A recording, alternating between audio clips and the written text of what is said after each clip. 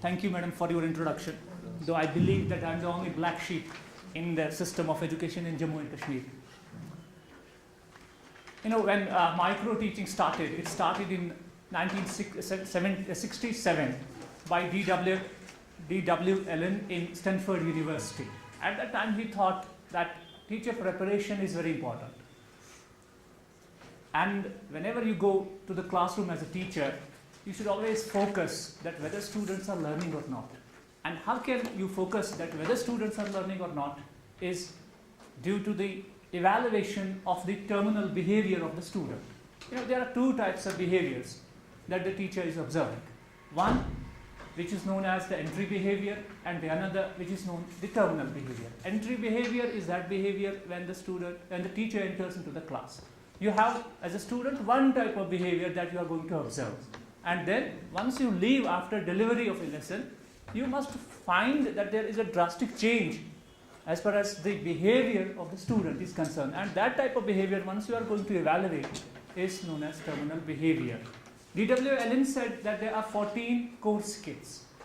As a teacher, you must think about that you must acquire 14 skills, then you will be a successful teacher. But then Borg stated that no, it is not only 14, it is the 18 skills which a teacher must acquire. When you go to India, Tiwari, the first person who introduced micro teaching here in India, and then Pasig, who stated that no, there should be 19 skills. But in NCERT in 1982, through Jangira, said that there are at least 20 skills that a teacher must acquire during the training period.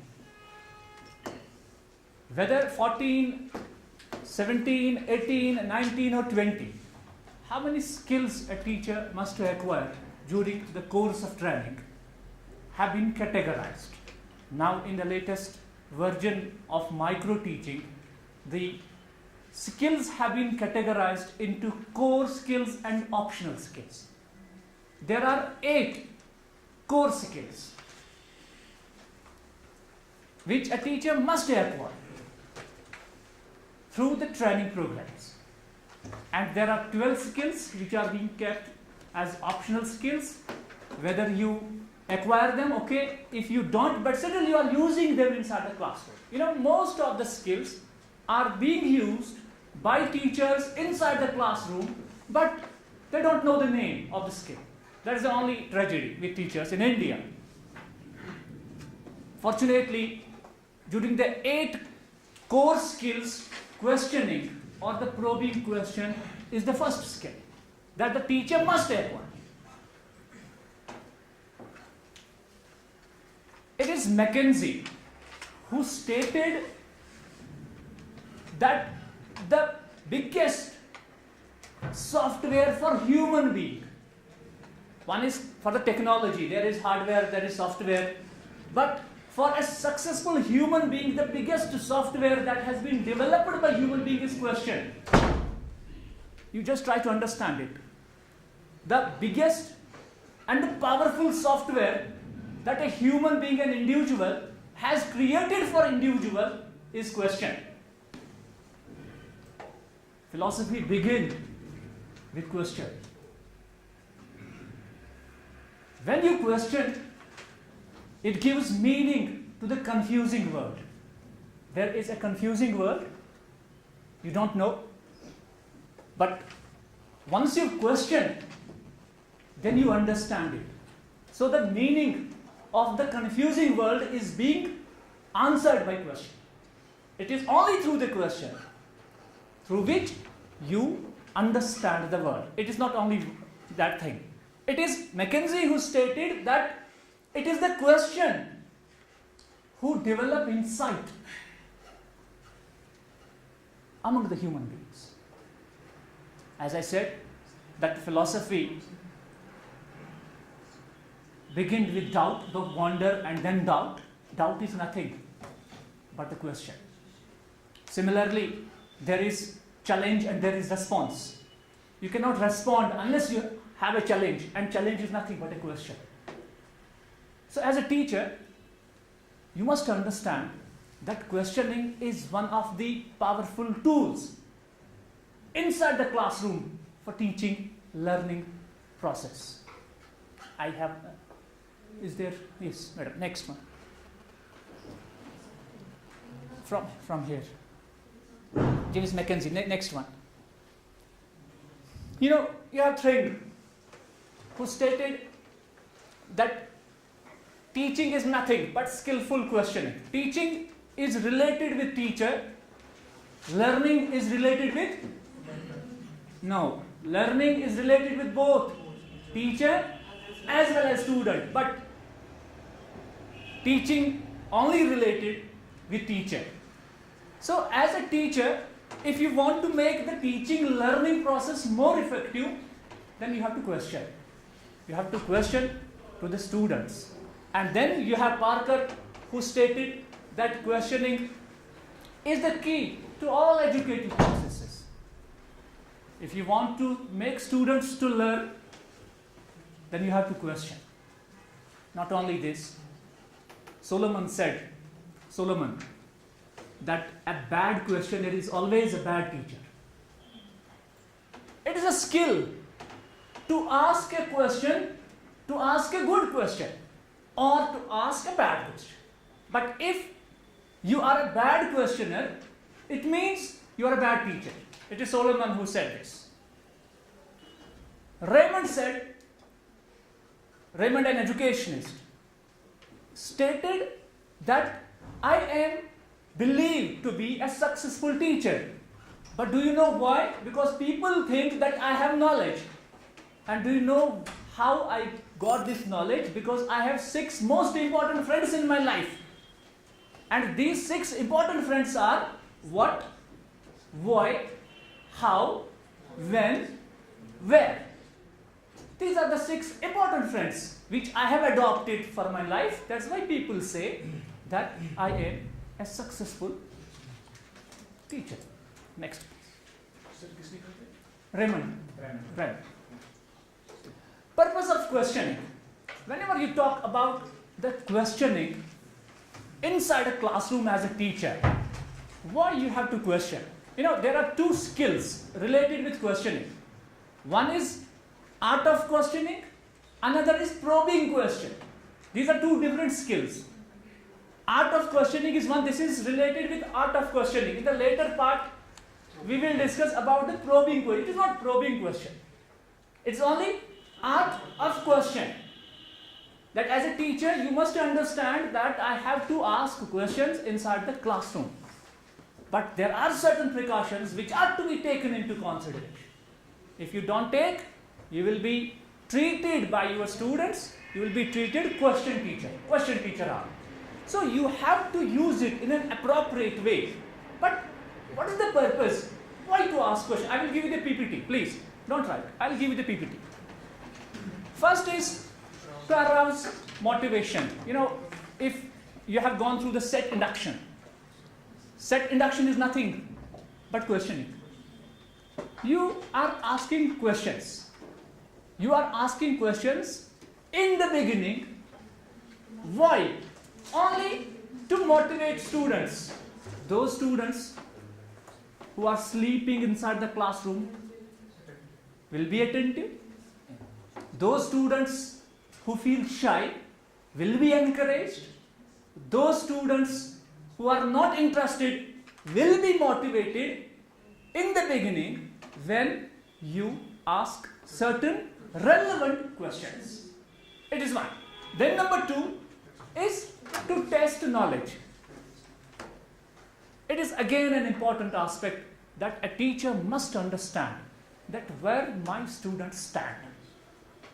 If they know 10, you will not start with 10, and you cannot.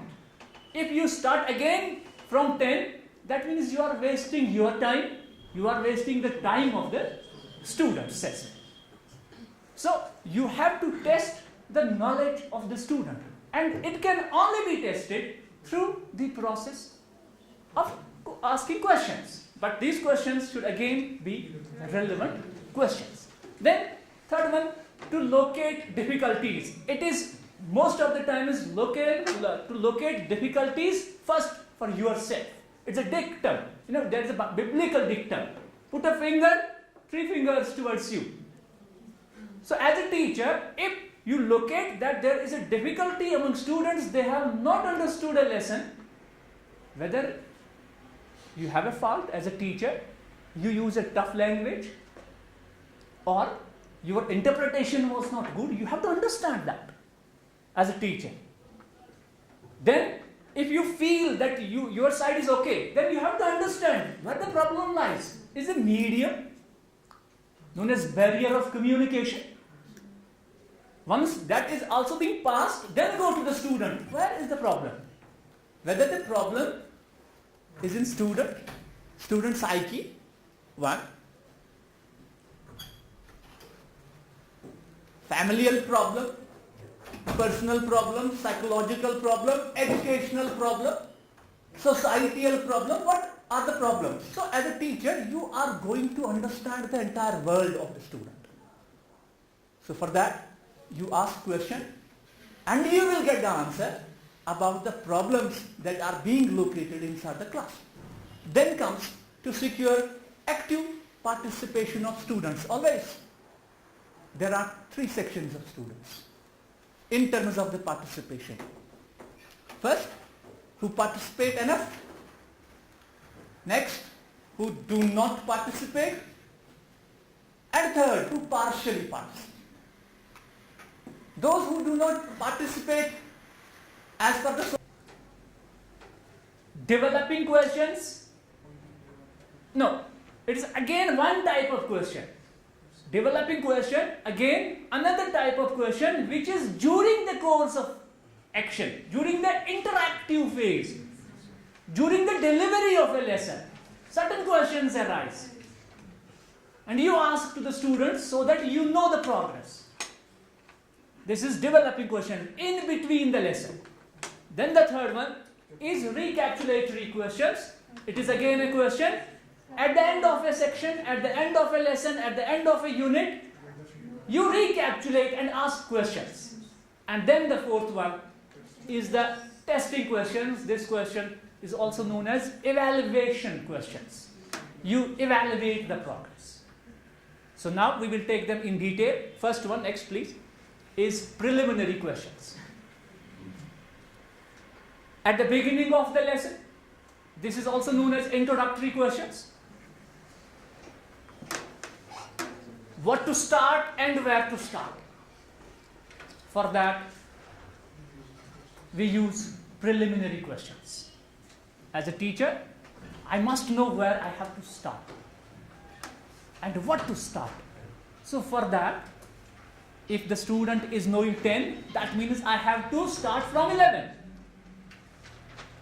For that, it is essential that first of all I must know where students stand. And it can only be done through the process of preliminary or introductory questions. It's the first purpose. Then the second, to bring the knowledge of the students in forefront of the new knowledge. There should be a connection. There should be a connection between the previous knowledge and the upcoming knowledge. There shouldn't be any kind of break. There should be continuity. And it should be spontaneous. So for that, we have to ask, we have to link. Sometimes what happens is that I'm introducing a lesson and after 35 minutes, I incomplete the lesson. It was not completed. If it is incompleted, again, tomorrow you have to start. But you have to give, that's why in Zindagi channel, serial channels. So recap is there. Recap is nothing.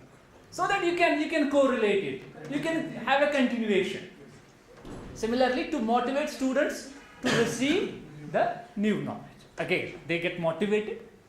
Once they get motivated, and then they are enthusiastic to learn new knowledge. I believe that you might have heard about the maxims of teaching. Maxims. From general to particular, from concrete to abstract, from known to unknown. This is from known to unknown, from general to specific, from concrete. It is always for normal class, not for abnormal class. But your class is always abnormal. Class is always abnormal. You might have heard about the learning, that is the normal curve. The bell shape. This is the normal. 26%.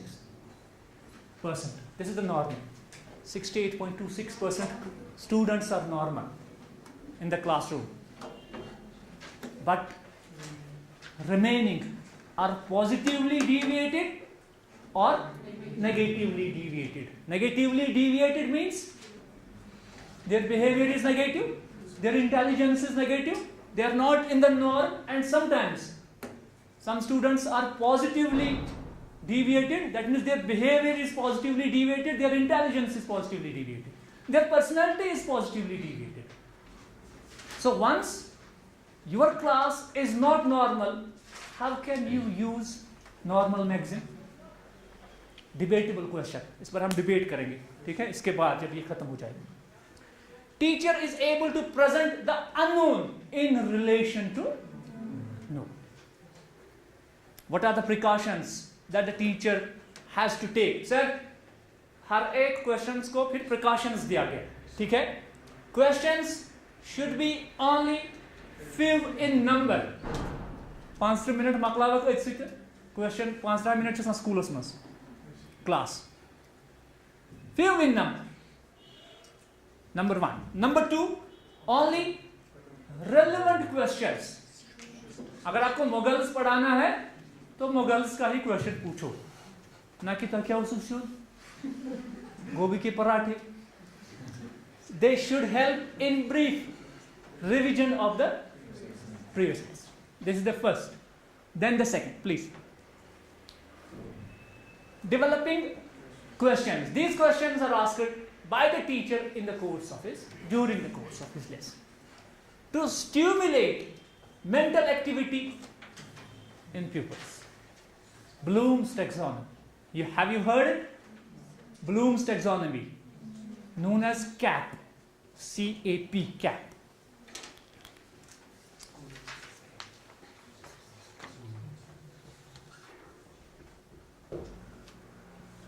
Cognitive, affective, and psychomotor.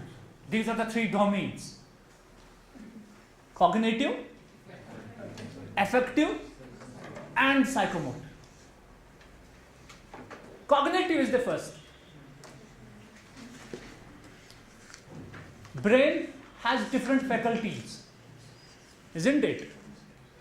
Brain has the different faculties. Teacher is known as brain of the school. That's why it is considered faculty. Faculty member is a brain of the school. Every activity of a human being has a concern with brain. Even if it is a defense mechanism, information goes to brain, processed in brain, then reaction comes. Cognitive aspect is more important. Cognitive aspect. Every question is correlated with cognitive aspect. Then there is hierarchy as far as the cognitive aspect is concerned.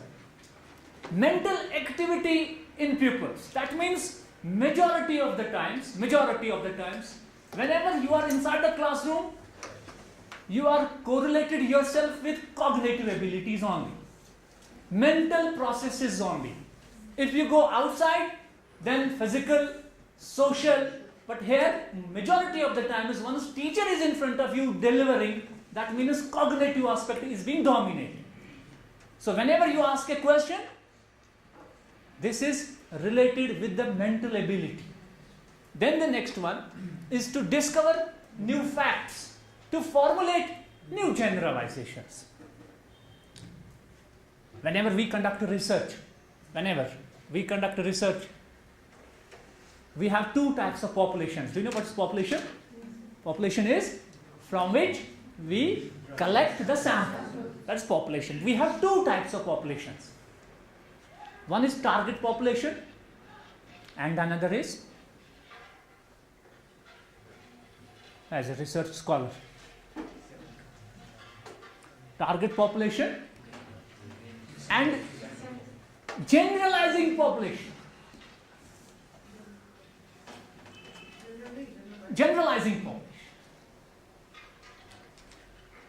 एक हो गया कि आप sample select करते हैं लेकिन इसको आप जनरलाइज नहीं कर सकते. I found MA education students more intelligent, but I cannot generalize it that Central University of Kashmir students are more intelligent. I cannot generalize because I have collected sample from education department only. So I can say Department of Education, Central University of Kashmir students are intelligent. But I cannot say only Central University of Kashmir, all departments are not being covered. But next is generalizing, which the entire population is being generalized. So here, whenever you try to ask questions, the main purpose is new facts and new generalizations, so that it reaches to the corners of your classroom. Not only one student have understood, but the entire class must understand. Then the third one, to direct attention to important points. There are always important points. And for their attention, because there are some points which are to be remembered, there are some points which if we do not remember, don't worry. But some points are to be remembered, known as important points, important facts that are to be remembered, and for that you have to develop questions. And then to keep the students alert throughout the lesson. But again, there is a problem, there is an irony. When I was a student, teacher was not asking questions. Teacher was teaching English. He was narrating the story, and abruptly he was standing up and was This is an irony. This is not a question. This is alertness, whether students are alert or not. But and you know, I believe precautions. What are the precautions that we have to take while narrating a story or incident? Sometimes you have to narrate a story, you have to narrate an incident. Questions should be asked in between. Should not be asked in between. That's why you asked the question in between. Madam ne bola tha ki in between mein. So whenever there is any kind of passage, any kind of story, don't ask question in between as a teacher. However, questions may be asked ask questions, but at the end. If a paragraph is being read, questions should not be asked till it is finished. Next one. Recapitulatory questions. Once you end up a lesson, end up a paragraph, then you have to recapitulate to revise the lesson. The purpose is, so once you ask questions, the revision is on. Then to make the teacher sure that the students have properly learned the subject matter, what you want, that student must learn. Whether students have learned or not is being processed, monitored through question. And then to fix the knowledge learned in the minds of the, it gets fixed. Once you recapitulate, and if there is any kind of confusion, that confusion can be removed at that time, because if confusion remains inside the student, that remains there.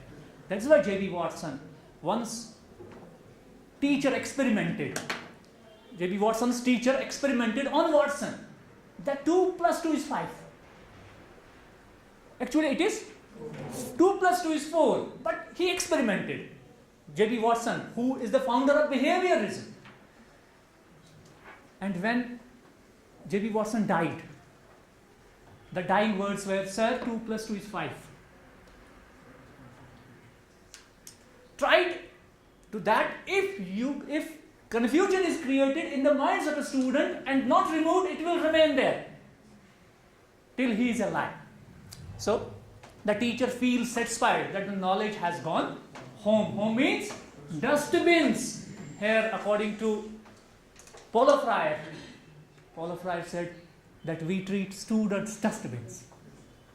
Whatever we throw in the dustbin, and we asked in December or now in May, April, that this dustbin should be empty and the same should come up which we have dumped there. But actually, according to the Flunders interaction analysis and Paulo Freirean concept of communication, he gave the concept of communicate, which means that student and teacher must be on the same table. No one is superior, no one is inferior. Dialogue process should be there. Dialogue process. And once you dialogue, once you discuss, then confusions are removed. But if you say, that means confusions will arise.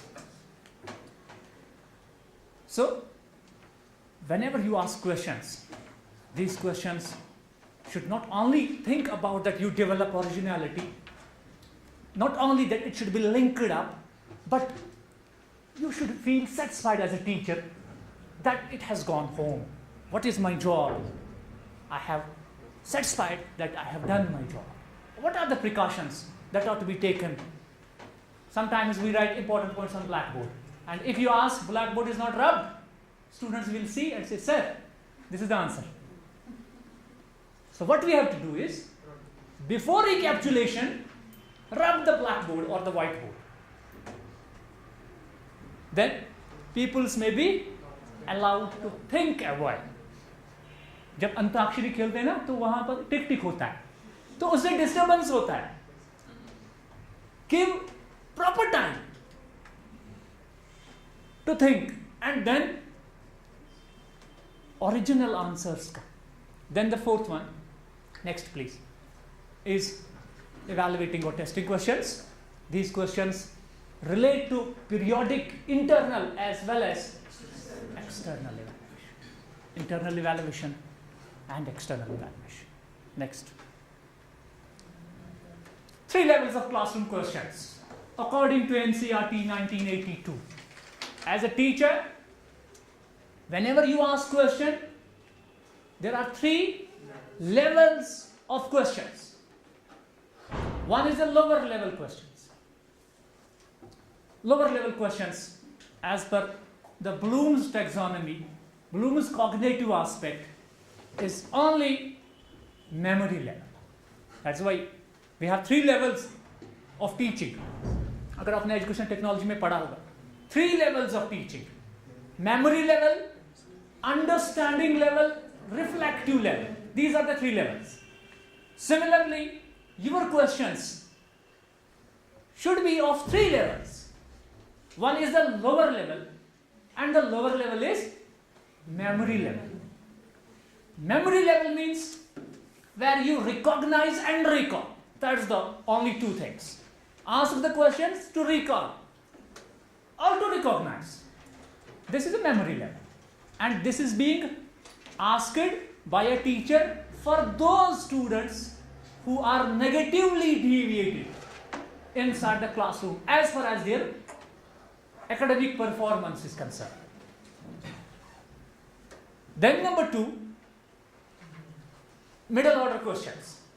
This is for understanding, number 1,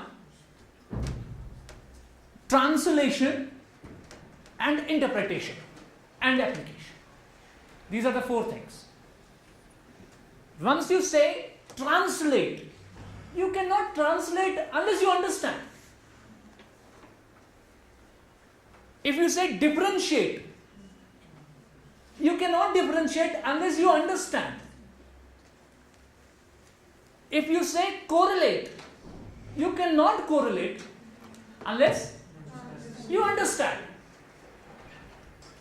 So, understanding, interpretation, and then application. These are the middle level, and this is for the average student.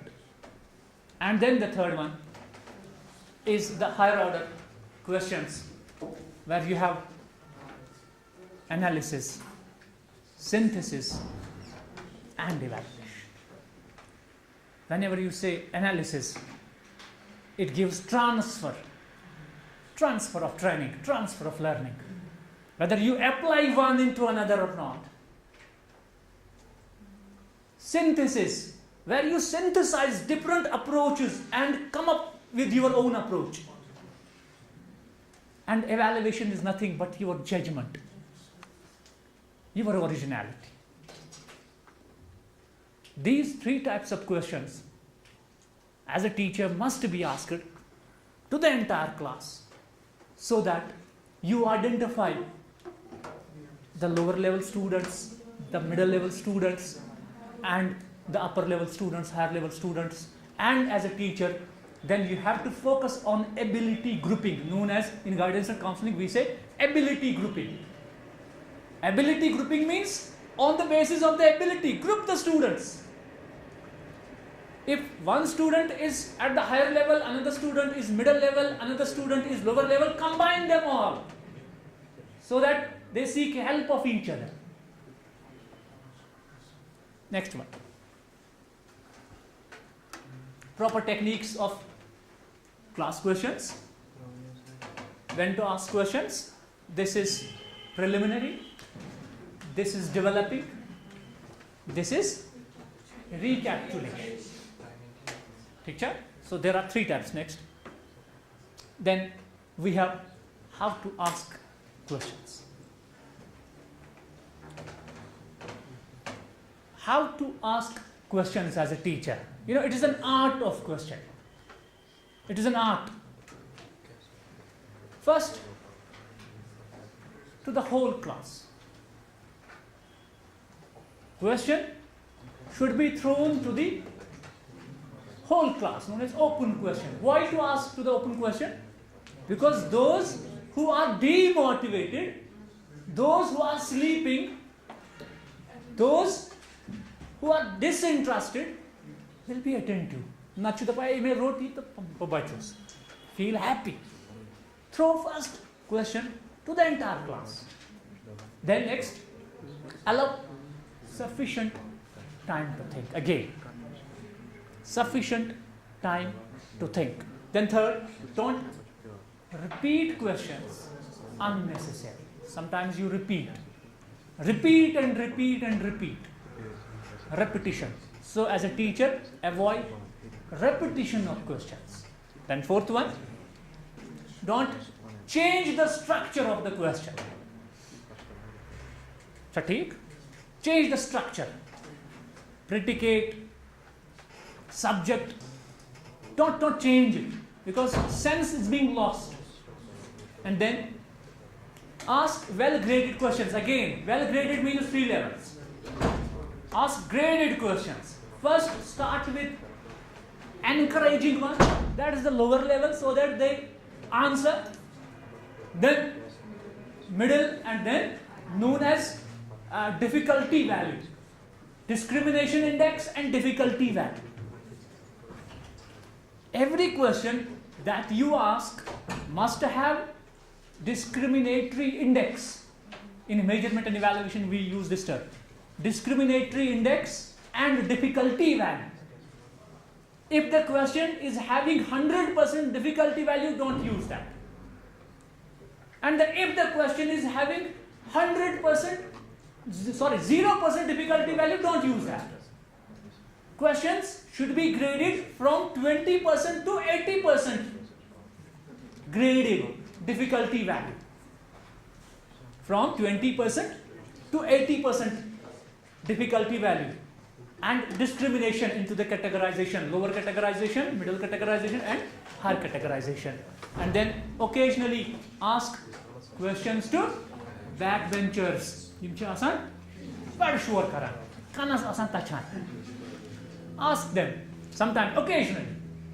Ask backbenchers, but if you repeat it again and again, they mean behind wrong. ask question in such a manner as not to suggest the answers. Mahatma Buddha, Lord Buddha was born in Lumbini. Where was Mahatma Buddha born? That means I'm repeating the answer first. Don't use this, and don't use double-barreled questions, paradoxical questions. As a teacher, you must not use double-barreled questions, and you must not use paradoxical questions.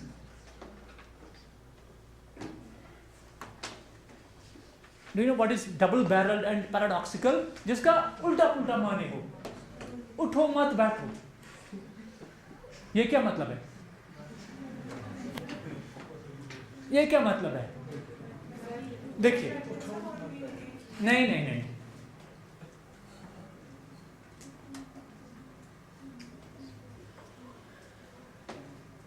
Double barrel, अगर हम यहां comma करें तो क्या मतलब है?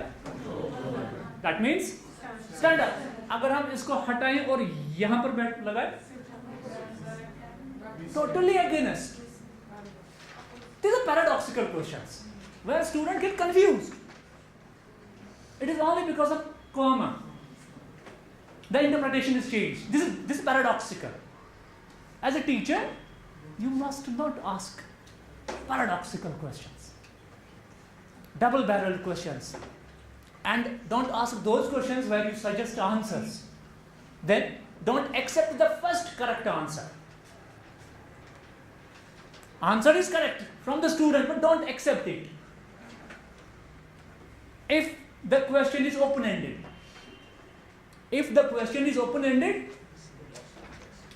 don't accept the first answer, because you have to get the originality.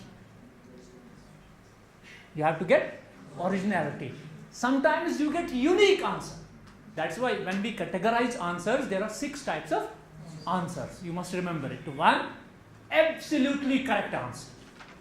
2 plus 2 is 4, absolutely correct answer. Where you have absolutely correct answer.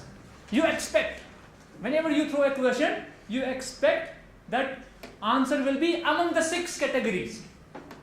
First category is absolutely correct answer.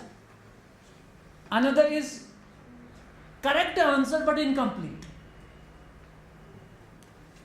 Correct answer but incomplete. Who is, for example, who is the MHRD minister? किसी ने लिखा Zubin. Correct है कि incorrect है? Present की बात ही कर रहे हैं ना. करेक्ट आंसर है कि incorrect? Correct but incorrect. Correct but incomplete, because Zubin is only one word among the 3 words. Smriti Zubin Irani, किसी ने Zubin बोला. This is incomplete but correct answer. Third one is partially correct and partially incorrect. You also expect this type of answer. Partially correct and partially incorrect. As a teacher, you should be ready for that as well. Then, कितने हो गए? 4th one, absolutely wrong, completely incorrect.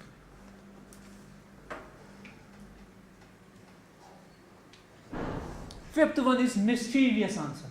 Mischievous. Tickler back na, tickler. So she mischievous answer deva. And important answer, last one, incorrect but intelligent. It is incorrect answer but intelligent answer. आप कुछ और चाहते हैं, बच्चे ने किसी और angle से देखा, वो इनकरेक्ट है मगर इंटेलिजेंट है, आप इस सोच में पड़ गए. These answers incorrect but intelligent should be encouraged, so that these are incorrect answers but they are intelligent. So intelligence and the originality comes. So only thing is that redirection. Intelligence should be there, but you have to redirect only. You have to put focus on that. And then question should be audible to all. It should be audible to all. Repeat and then well and cheerful. It should be, whenever you ask question, eyebrows, smile karke. Answer kare. And next, if there is anything. Yes, characteristics of questioning is first clarity. It should be clear. It should be simple. It should be specific. And whenever you say it should be specific, it means don't ask 2 questions at a time. Don't ask 2 questions at a time. 1 question. Sometimes you ask 1 question, but they have 2 parts, 2 sentences. Avoid it. You use 1 sentence with 1 question. Then they should be relevant, involve single idea, avoid yes or no response,